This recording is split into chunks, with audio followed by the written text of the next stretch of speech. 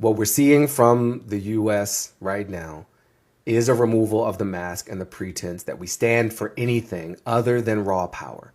We have told ourselves a story and told the world a convincing enough story that people have sacrificed a lot to come to these shores for freedom and justice and opportunity for all.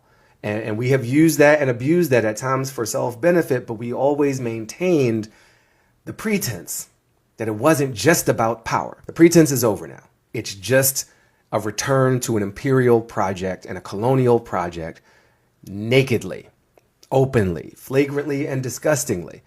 And so we're going back. There's some J. Edgar Hoover in there, there's some Richard Nixon in there, but we're going back even further to the Bull Connor, right? It's just the Proud Boys and the Oath Keepers to Jim Crow. You know, the post-Reconstruction backlash. That's the Red Summer of 1919 when the race riots meant white people losing their minds at black people just not being enslaved anymore, just getting compensated at all, just building meager amounts of wealth. That was enough to tip over the cart and have them literally rampage and slaughter babies and burn stores of grain and destroy banks and hotels and black-owned businesses and whole neighborhoods because they just couldn't handle the idea that these lower people might have something. It was a threat to them because they were so insecure in themselves. It goes even further back to Andrew Jackson, to the Trail of Tears, to the displacement of the indigenous people, to the manifest destiny that seeded and justified the westward expansion in the name of the Father, in the name of God.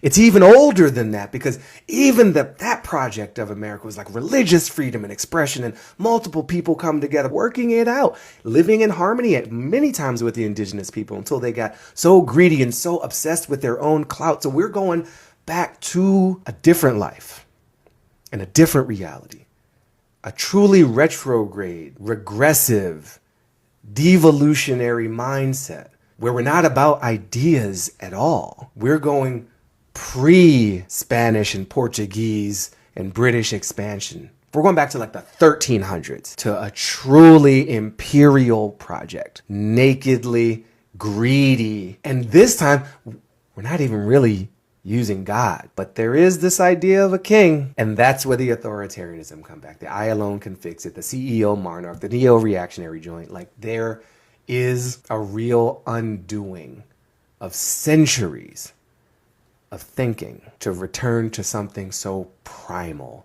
and raw and fear-based. It's real sad. That ain't the end of the story, of course. That's what they're doing. That's not what we're going to do.